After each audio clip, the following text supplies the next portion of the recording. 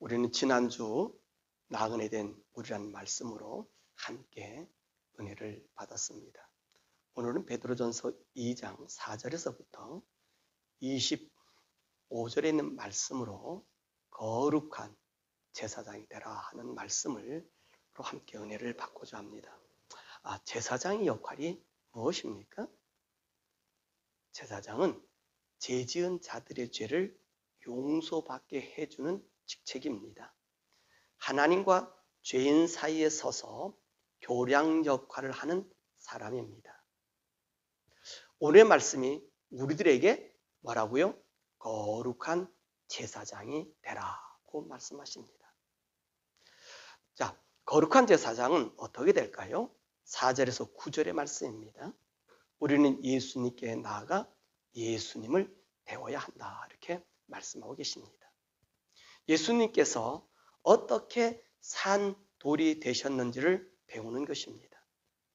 예수님께서 어떻게 산돌이 되셨습니까?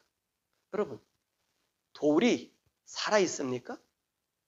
돌이 살았다, 죽었다라는 것은 그 돌의 쓰임새에 달려있는 것입니다. 아무리 좋은 돌이라도 건축자의 손에서 쓰임받지 못하면 그 돌은 죽은 돌입니다. 이 돌이 바로 예수님의 생애와 같습니다. 예수님에 대한 유대인들의 태도였습니다. 유대인들은 예수님을 어떻게 취급했습니까? 쓸모없는 돌처럼 대했습니다. 본문에서는 건축자가 버린 돌이라고 표현했습니다. 무슨 말씀입니까? 유대인들은 예수님을 선지자로 여기고 이스라엘을 회복할 메시아로 기대했습니다. 그런데 예수님은 이들과 보조를 맞추지 않습니다. 오히려 이들 유대인을 향하여 저주까지 하십니다. 예수님은 유대인들의 기대를 완전히 저버렸습니다. 그래서 이들 유대인들은 예수님께서 이스라엘 나라를 세우는 데에 결코 도움이 안 된다고 여겨서 이방인의 처형인 십자가에 못 박아 유대인의 선지자의 대열에 쏙 뽑아내어 죽이신 것입니다. 이것이 건축자의 버린 돌이라고 표현한 것입니다. 왜 이들 유대인들이 예수님을 쓸모없는 돌로 여겨서 버렸습니까? 예수님의 삶과 유대인의 종교적 관념이 맞지 않았다는 것입니다.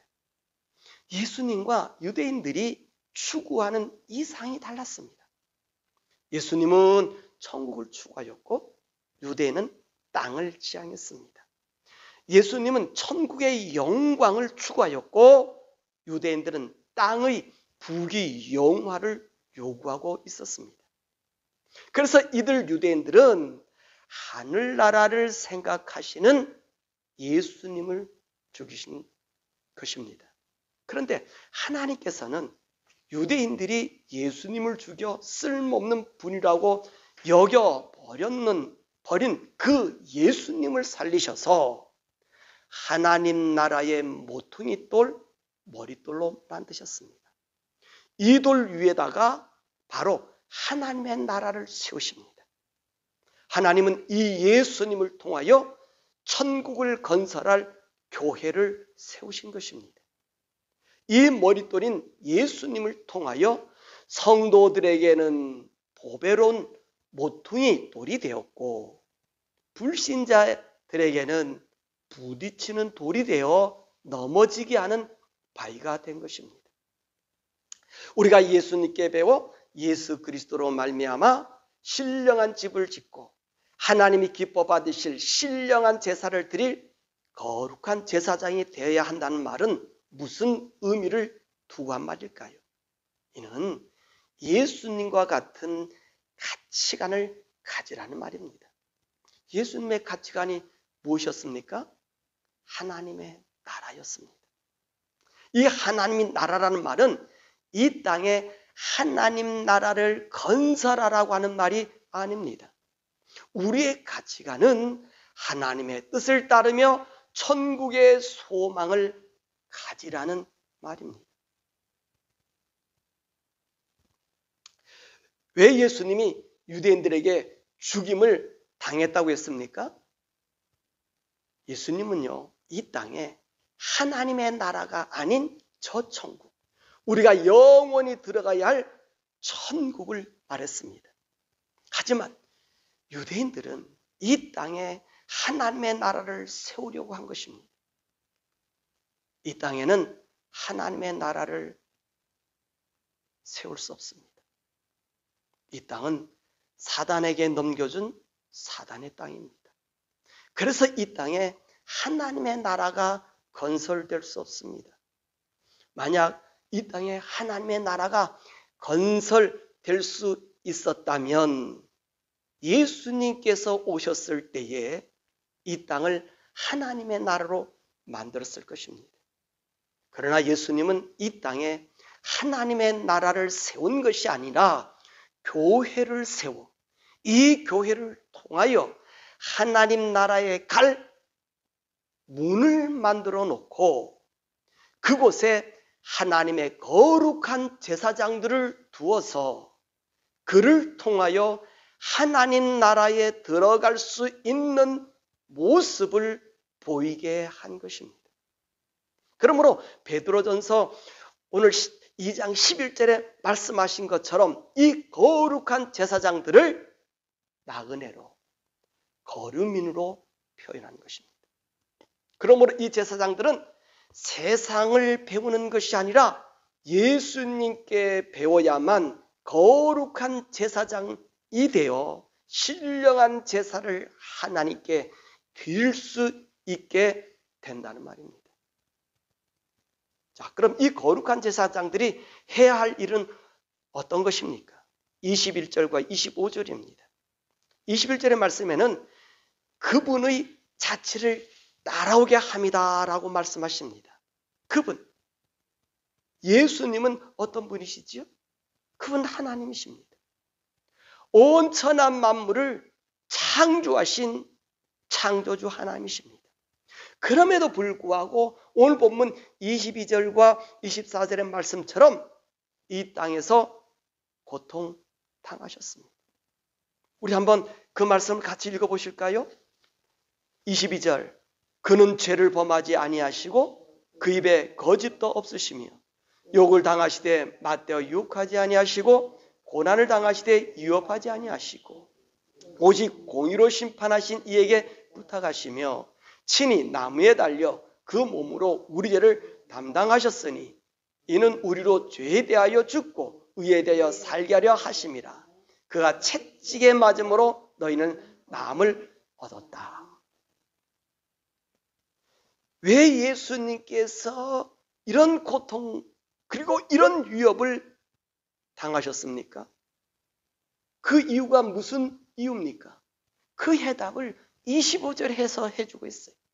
우리 함께 25절 읽어보시겠습니다. 너희가 전에는 양같이 길을 잃었더니 이제는 너희 영혼의 목자와 감독 되신 이에게 돌아왔느니라. 우리의 영혼의 목자와 감독자 되신 이에게 돌아오게 하기 위해서 그분이 고난을 당했다는 거예요. 그러므로 우리 제사장의 직분은 인생들을 하나님께 돌려보내는 데 있습니다. 예수 그리스도께서 우리들을 하나님께로 가는 길을 열게 하셨다면 우리도 세상 사람들에게 예수님께서 하신 것처럼 천국의 문을 여는 일을 해야 합니다. 이것이 거룩한 제사장들이 이 땅에서 해야 할 일인 것입니다. 자, 그러면 거룩한 제사장으로서 우리는 어떤 삶을 이 세상에서 살아야 할까요? 그 말씀이 13절과 20절이 그 말씀이 나와 있어요. 자, 나라의 왕께 복종하라. 세상의 제도에 순복하라. 주인들께 복종하라. 그런데 그 주인은 어떤 사람들이죠? 고약한 주인들께. 지금 베드로가 이 편지를 쓰는 때가 언제입니까? 기독교가 심각한 박해를 받는 상황입니다. 베드로는 이 사람들을 선동해서 로마의 왕 네로를 향하여 소요를 일으킬 충분한 인원도 있었습니다. 그런데 지금 이게 무슨 말입니까? 이렇게 처참하게 자신의 살과 같은 생명과 같은 그 형제자매 성도들, 아무것도 모르는 철부지 아이들이 부모가 예수를 믿는다고, 또 엄마 아빠가 예수를 믿는다는 그것 이유로, 또 예수 믿는 형제를 두었다는 그 이유 하나만으로 십자가에 매달려 처절한 고통에 신음하고 있고, 밤에는 거리마다 마을마다 장대에 매달려서 불에 태워 살타른 고약한 냄새가 풍기고 있으며, 운동장에서는 사자밥이 되어가고 있고 어린아이들은 개밥이 되고 있는, 정말 눈을 뜨고 볼 수 없는 처참하게 죽임을 당하는 바로 그 시기입니다. 그런데 뭐라고 얘기해요? 네로에게 순종하라고요. 채찍을 가하는 자들에게 순복하라고. 나라를 침탈해 숟가락 밥그릇까지, 그것도 모자라서 있는 쌀까지 빼앗아가는 그런 총독들과 관리들에게 순복하라고 말합니다. 이게 정말 정신 있는 말입니까? 여러분, 이슬람 경전 꾸란이라고 있는 걸 알지요? 근데 이 꾸란 9장 5절에는 이런 말이 있어요. 폭동을 일으켜서라도 종교를, 이슬람을 믿게 하라라고 써 있어요. 여러분, 이것이 얼마나 더 확실하고 힘있지 않습니까? 오늘 이 말에 비하여 이 베드로는 정말 오늘 기독교의 제자가 맞습니까? 어쩌면 이 베드로가 로마 관리들에게 잘 보이려고 지금 아부하고 있는 것은 아닙니까? 늙은 나이에 더 살아보겠다고 타협하고 있는 것은 아닙니까? 모든 성도들에게 뭐라고 얘기하는 거예요? 그냥 당하라고. 그냥 당하라고. 그것뿐인가요?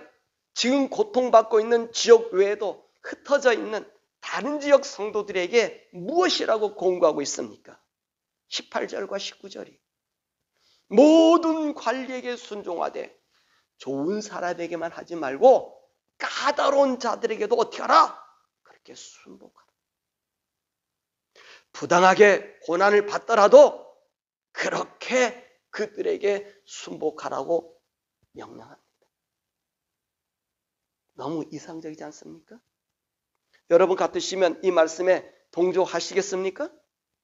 지금 여러분을 괴롭히고 힘들게 하고 일한 월급도 주지 않는 고용주들이 있다면 지금 여러분은 베드로의 권면을 따르시겠습니까? 아마도 여러분은 참지 않을 것입니다. 아니, 저부터도 참을 수가 없습니다. 아마 내 이익을 얻고자 있는 방법을 동원할 것이고 비방과 악으로 가득 차서 저들을 미워하고 저주하고 원망할 것입니다.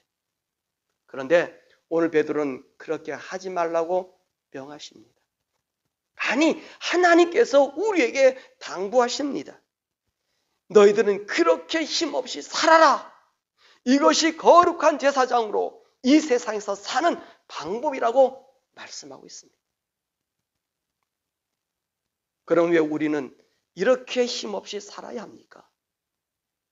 우리의 신분이 하늘의 신분을 가졌기 때문입니다. 9절입니다. 너희는 택하신 족속이요 왕 같은 제사장들이요 거룩한 나라요 그의 소유된 백성이다 라고 말씀하십니다. 왜 이런 신분을 열거합니까? 성도는 이 세상에서 따로 불려나온 사람들이라는 말씀입니다. 우리는 이 세상 사람이 아니라 영원한 하나님의 자녀라는 사실입니다.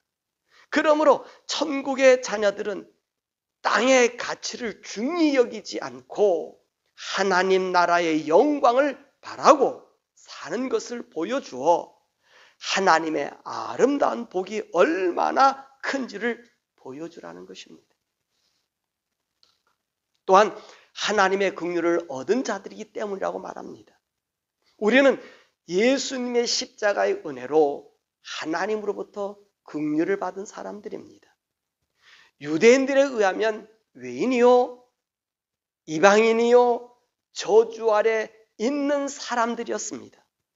그런 우리를 하나님의 자녀로 삼아주신 것뿐 아니라 하나님의 거룩한 제사장으로 인정해 주셨으니 그 은혜를 무엇으로 보답할 수 있겠습니까? 그래서 이 땅에서 구별되는 삶을 살라는 것이, 또한 우리가 이 땅에서 이렇게 힘없이 살아가는 것처럼 보이는 것은 11절의 말씀처럼 육체의 정욕을 제거하기 위해서입니다. 무슨 말입니까? 우리의 육체는요, 이 땅을 사모합니다. 땅의 만족을 위해서 달려갑니다. 이렇게 땅을 위해 살다가 보면 우리 영혼의 타락을 막을 수 없습니다. 우리의 영혼의 타락은 하나님을 생각하여 하나님의 뜻대로 사는 것이 아니라 내 생각, 내 뜻대로 살아가는 것입니다. 예수님은 산상수훈에서 우리에게 기도를 가르쳐 주셨습니다.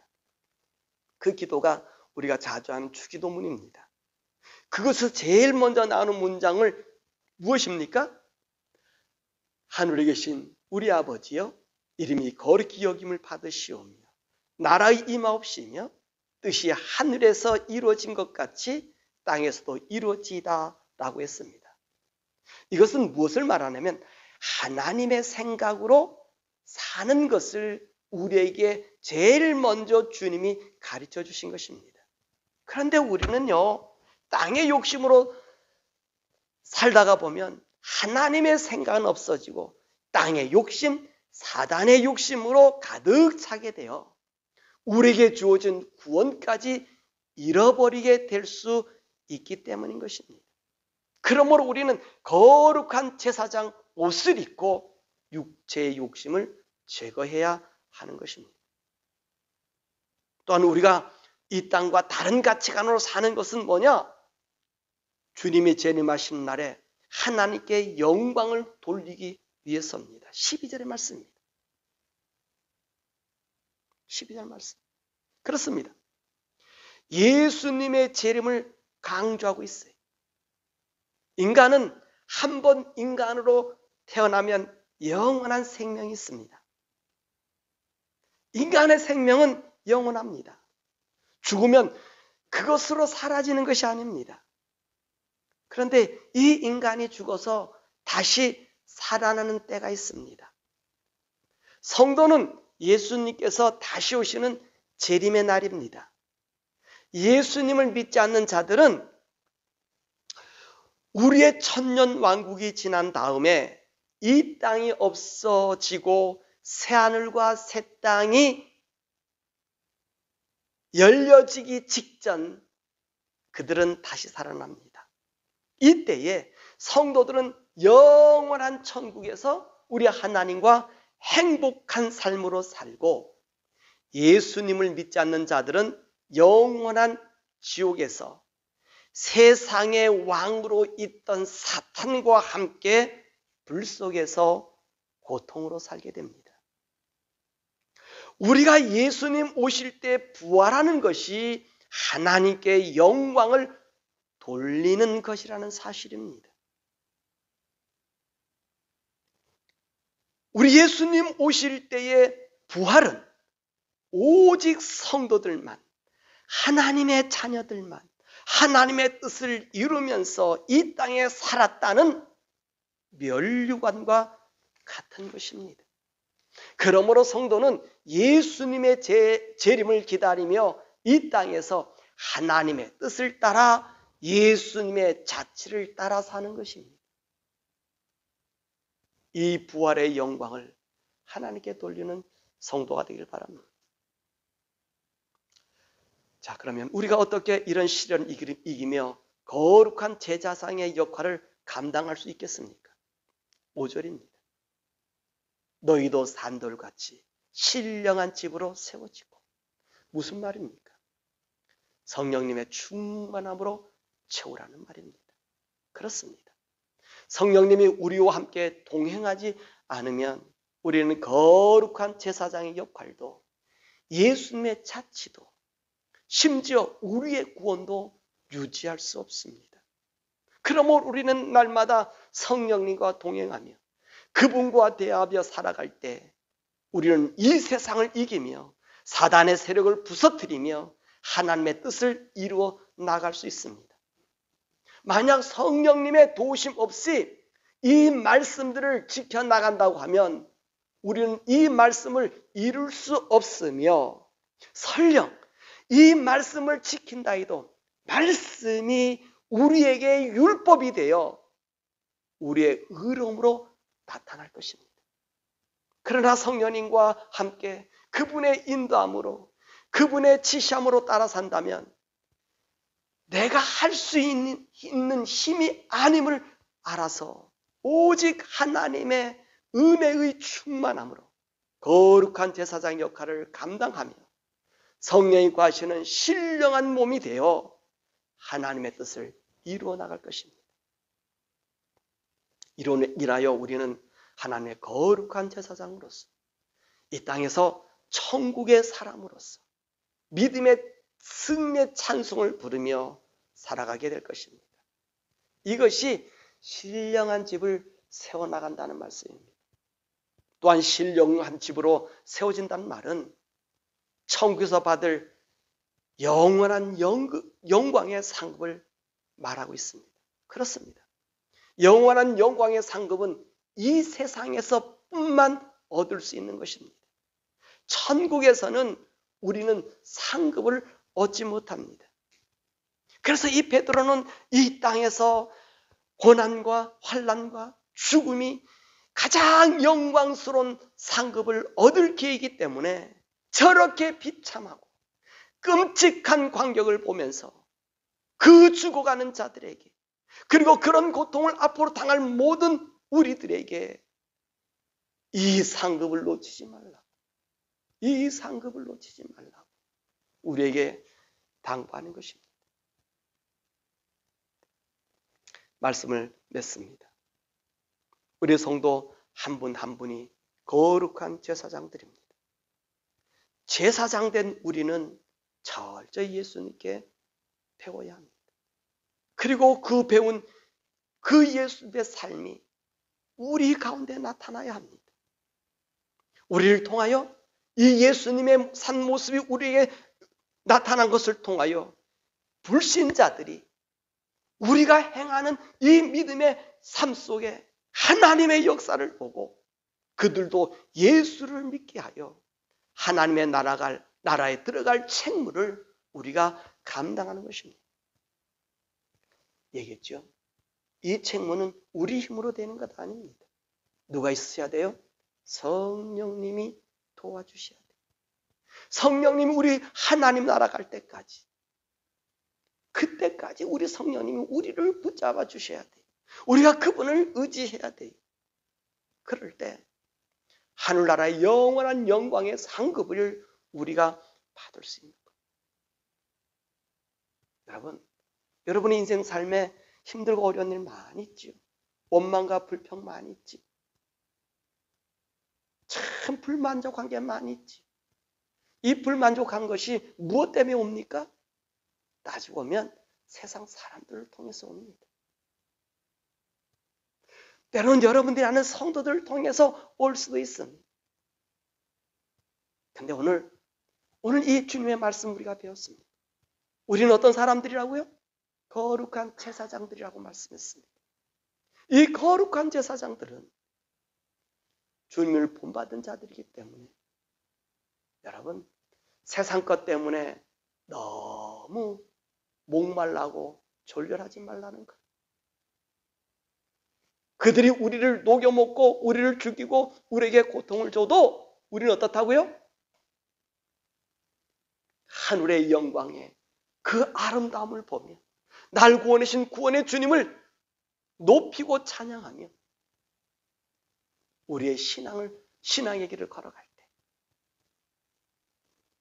주님 오실 때 우리가 다시 부활해. 내가 주님 앞에 내가 부활했다는 자신은 내가 이 땅에서 주님을 영광스러운 이 거룩한 제사장을 감당했다고 하는 이 모습으로 면류관으로 나타난다고 했습니다. 부활이. 내가 우리 주님 때 재림하는 것이 영광의 면류관으로 말씀했습니다. 이 면류관에 받는 여러분 되시길 바랍니다. 이 면류관 받은 우리가 영원한 나라에서 누구를 다스린다고요? 천군 천사를 다스리며 사는 하나님의 아들 예수의 모습으로 천상을 다스리는 이 복록이 이 땅에 있으니 인간의 조그마한 이득 때문에 졸렬히 하지 말고 하늘의 상급을 바라보며 죽음까지 불사하고 이 말씀한 이 베드로의 고편을 따라서 이 세상에 하나님의 영광, 그 하나님의 무한함을 제공시켜드리는 우리 성도 되시기를 주님의 이름으로 축원합니다.